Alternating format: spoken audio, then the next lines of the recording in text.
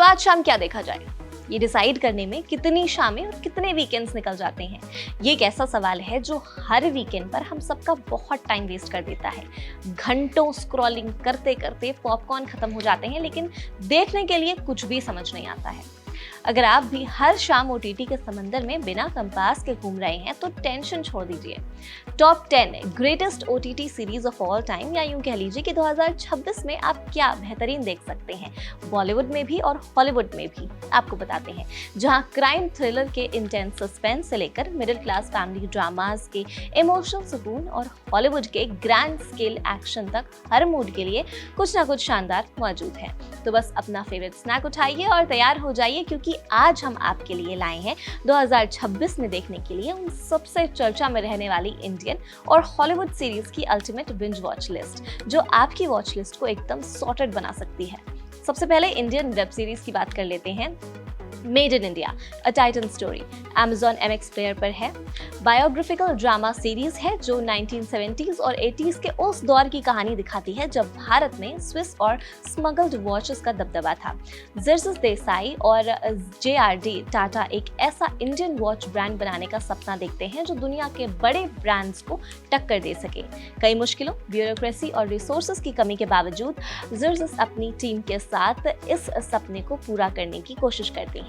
Titan जैसे iconic brand की नींव रखते हैं। शानदार परफॉर्मेंस, रेट्रो विजुअल्स और इंस्पायरिंग कहानी इसे एक इंस्पायरिंग और फील गुड सीरीज बना देती है। दूसरी सीरीज की बात करें तो थोड़ा पीछे चलते हैं। पुरानी सीरीज में अगर आपसे ये सीरीज मिस हो गई हो तो आप देखिए स्कैम 1992 दी हर्षद मेहता स्टोरी। हंसल मेहता के डायरेक्शन में बनी सोनी लिव की एक आइकॉनिक बायोग्राफिकल ड्रामा सीरीज है।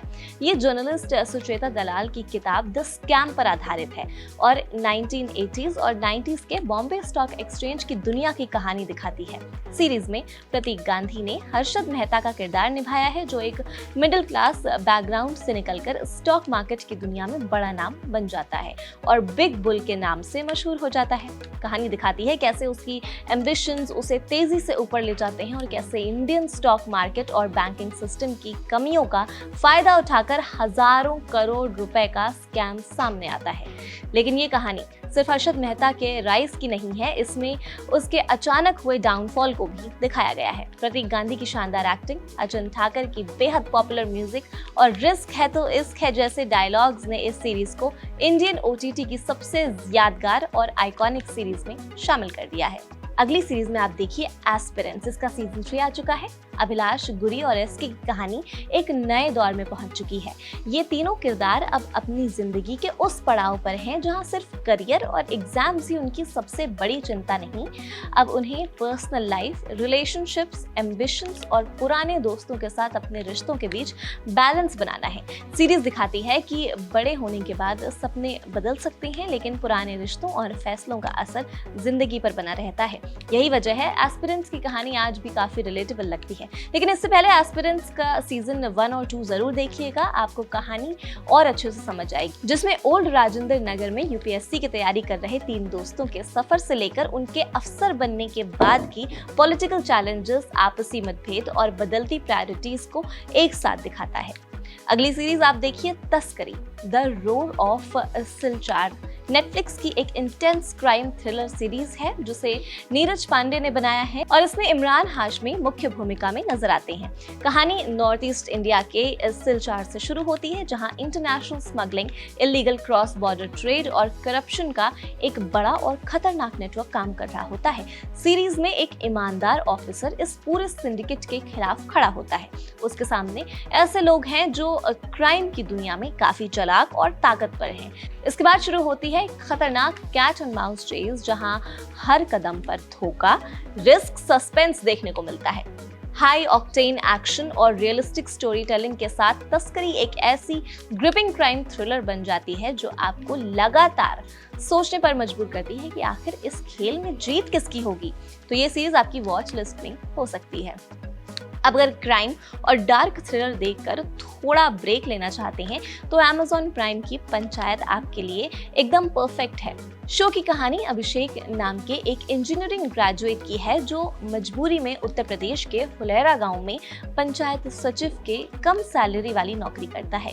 उसका असली सपना कैट परीक्षा पास करके इस नौकरी से बाहर निकलना है, लेकिन पंचायत की खासियत इसकी बड़ी बड़ी कहानियां नहीं बल्कि रोजमर्रा की छोटी छोटी परेशानियां और उनमें छिपा मजेदार देसी ह्यूमर है। चोरी हुई सोलर लाइट, ऑफिस की कुर्सी और गांव की अजीबोगरीब राजनीति जैसी छोटी बातें भी इस शो में बेहद मजेदार बन जाती हैं।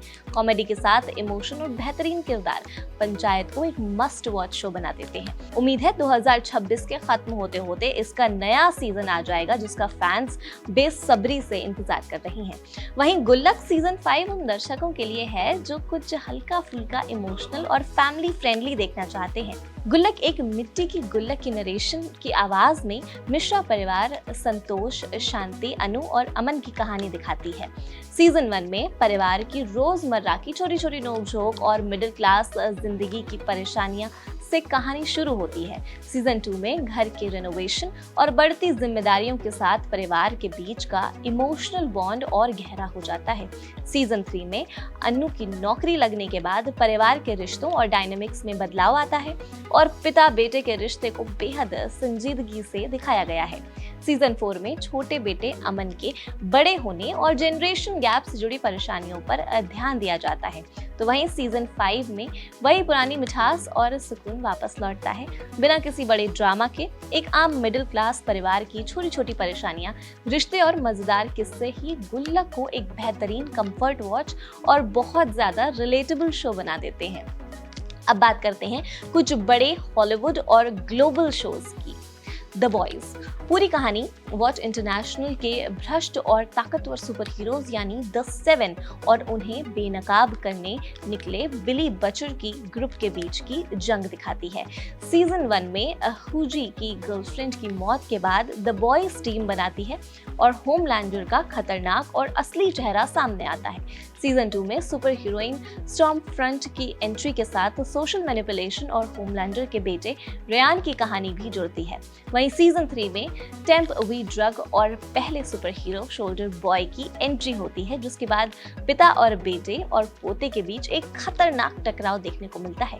तो सीजन 4 में होमलैंडर के डिक्टेटर बनने की तैयारी, विक्टोरिया न्यूमैन की पॉलिटिकल साजिश और बुचर के पास बचा हुआ बेहद कम समय कहानी को गंभीर बना देता है। अब सीजन 5 इस popular dark super hero series का फाइनल सीजन है, जहां सुपर हीरोज की ताकत और ईगो उन्हें पहले से भी ज्यादा खतरनाक बना देती है।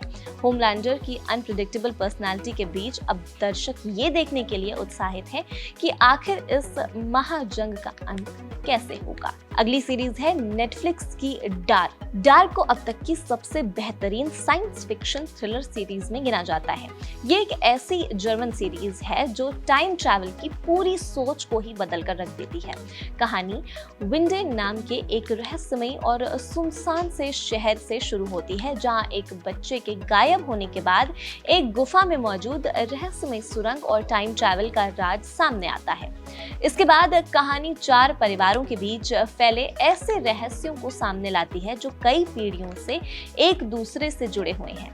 3 सीजन्स में डार्क की कहानी टाइम लूप से आगे बढ़कर दुनिया के खत्म होने और अलग अलग डायमेंशंस तक पहुंचती है। शो आपको किस्मत, समय और इस सवाल के बारे में सोचने पर मजबूर करता है कि क्या इंसान अपनी किस्मत बदल सकता है या सब कुछ पहले से तय है। बेहतरीन सिनेमेटोग्राफी, रहस्यमयी बैकग्राउंड म्यूजिक और शानदार एक्टिंग डार्क को एक ऐसा दिमाग घुमा देने वाला पजल बना देती है जिसमें हर छोटी डिटेल मायने रखती है। अगली सीरीज है स्पाइडर नोयर। मार्वल कॉमिक्स के पॉपुलर कैरेक्टर्स पर आधारित एक अपकमिंग लाइव एक्शन सीरीज है। इसमें निकोलस केज 1930s के न्यूयॉर्क में एक उम्रदराज और अपनी किस्मत से हारे हुए प्राइवेट इन्वेस्टिगेटर का किरदार निभा रही हैं, जो असल में स्पाइडरमैन नॉयर है, लेकिन ये सीरीज स्पाइडरमैन की ट्रेडिशनल सुपर हीरो स्टोरी से काफी अलग है। इसका पूरा माहौल डार्क और मिस्टीरियस है, जिसमें ब्लैक और व्हाइट विजुअल स्टाइल और क्लासिक नॉयर एटमॉस्फेयर देखने को मिलता है। कहानी में सुपर हीरो एक्शन से ज्यादा फोकस क्राइम, रहस्यमय साजिशों और उस दौर की डार्क दुनिया पर है। यानी स्पाइडर नॉयर में स्पाइडरमैन को एक चमकदार सुपर हीरो की तरह नहीं, बल्कि एक डिटेक्टिव के रूप में दिखाया गया है, जो अपराध और रहस्यों से भरी दुनिया में सच्चाई की तलाश कर रहा है। अगली सीरीज का नाम है वन पीस। वन पीस के सीजन 1 में मंकी डी लूफी और उसके स्ट्रॉ हैट क्रू की समुद्री जर्नी ईस्ट ब्लू से शुरू होती है। लूफी का सपना है कि वो एक दिन पायरेट किंग बने और ग्रैंड लाइन तक पहुंचे। इस सफर में वो अपने साथ अलग अलग लोगों को जोड़ता है और धीरे धीरे एक ऐसी क्रू बनती है जिसमें दोस्ती, भरोसा और एक दूसरे के सपनों के लिए लड़ने का जज्बा सबसे ज्यादा इम्पोर्टेंट है। अब सीजन 2 में लूफी और उसकी स्ट्रॉ हैट क्रू की एडवेंचर जर्नी और आगे बढ़ती है और इस बार उनका सामना ग्रैंड लाइन से ज्यादा खतरनाक और रहस्यमय दुनिया से होता है। नए दुश्मन, बैरोक वर्क्स जैसे खतरनाक ग्रुप्स और अजीबोगरीब आइलैंड्स उनकी जर्नी को और मुश्किल बना देते हैं। एक्शन, फैंटेसी, एडवेंचर और फ्रेंडशिप के जबरदस्त मिक्स के साथ वन पीस का ये सीजन लाइव एक्शन अडेप्टेशन का स्केल और भी बड़ा और एंटरटेनिंग बनाता है। यंग शर्लॉक की बात करें तो यंग शर्लॉक में शर्लॉक होम्स की टीनेज ईयर्स की कहानी दिखाई जाती है। इससे पहले कि शर्लॉक दुनिया का सबसे मशहूर डिटेक्टिव बने, वो एक युवा लड़का था और अपनी इंटेलिजेंस और क्यूरियोसिटी के दम पर रहस्यमय मामलों को सुलझाने की कोशिश करता था। गाय रिची के डायरेक्शन और एक बड़ी ग्लोबल ट्रॉटिंग कॉन्स्पिरेसी के साथ ये सीरीज शर्लॉक होम्स की कहानी को एक नए अंदाज में पेश करती है। और अगर मुझे पर्सनली कोई सीरीज आपको रिकमेंड करनी हो तो मैं सपने वर्सेस एवरीवन का नाम लूंगी। टीवीएफ की ये सीरीज अम्बरीश वर्मा ने बनाई है और इसकी कहानी काफी इंटेंस और अलग है।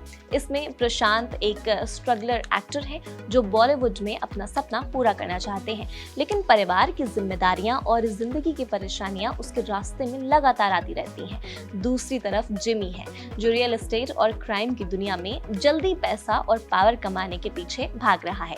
दोनों की कहानी के जरिए सीरीज दिखाती है कि जब इंसान अपने सपनों, मजबूरियों और सही गलत के बीच फंस जाता है तो हालात उसे किस तरह बदल देते हैं। इस सीरीज की सबसे खास बात यही है कि यहाँ कोई भी किरदार पूरी तरह से अच्छा या बुरा नहीं है। हर किसी के अपने सपने हैं, अपनी मजबूरियां हैं, अपने फैसलों के पीछे कोई ना कोई वजह है। इसकी रियलिस्टिक कहानी, दमदार परफॉर्मेंस और इंटेंस बैकग्राउंड म्यूजिक आपको पूरी तरह कहानी में बांध कर रखता है। अगर आपको ऐसी स्टोरीज पसंद हैं जो थोड़ी डार्क हैं, रियल लगे और खत्म होने के बाद भी आपके दिमाग में चलती रहे, तो सपने वर्सेस एवरीवन को आप अपनी वॉच लिस्ट में ऐड कर सकते हैं। अगर आपको स्टूडेंट लाइफ, कॉलेज मेमोरीज और नॉस्टैल्जिया वाली स्टोरीज पसंद हैं तो कुछ सीरीज ऐसी हैं जिन्हें जरूर देखना चाहिए। कोटा फैक्ट्री IIT JEE की तैयारी कर रहे छात्रों की मेहनत, प्रेशर, दोस्ती को दिखाती है, जबकि फ्लेम्स स्कूल कोचिंग के दिनों के पहले प्यार, ट्यूशन और एग्जाम्स की यादों से जोड़ देती है। वहीं college romance, modern college life, relationships, breakups और दोस्तों की क्रेजी बॉन्डिंग को जेंजी अंदाज में दिखाती है। वहीं I am mature teenage years, first crush और स्कूल लाइफ की ऑकवर्ड लेकिन प्यारी यादों की कहानी है। ड्रामा के लिए बंदिश बैंडिट्स या फिर मिसमैच देख सकते हैं। अगर आपको ऐसी सीरीज पसंद है जिनमें आपको अपने स्कूल, कॉलेज या हॉस्टल के दिन याद आ जाएं, तो ये शोज आपकी वॉच लिस्ट में जरूर एडेड होने चाहिए। तो ये था वो अल्टीमेट OTT लाइनअप जिसे आपको बिल्कुल भी मिस नहीं करना चाहिए। क्राइम, फैमिली ड्रामा, एक्शन और नॉस्टैल्जिया, हर तरह के टेस्ट के लिए इस लिस्ट में कुछ ना कुछ खास मौजूद है। वैसे अगर इनमें से कुछ सीरीज आप पहले ही देख चुके हैं तो नीचे कमेंट करके जरूर बताइएगा कि आपका फेवरेट OTT शो कौन सा है और आपकी अगली वॉच लिस्ट में कौन सी सीरीज शुमार होने वाली है। मिलते हैं एंटरटेनमेंट के अगले डोज के साथ, तब तक के लिए हैप्पी बिंज वॉचिंग।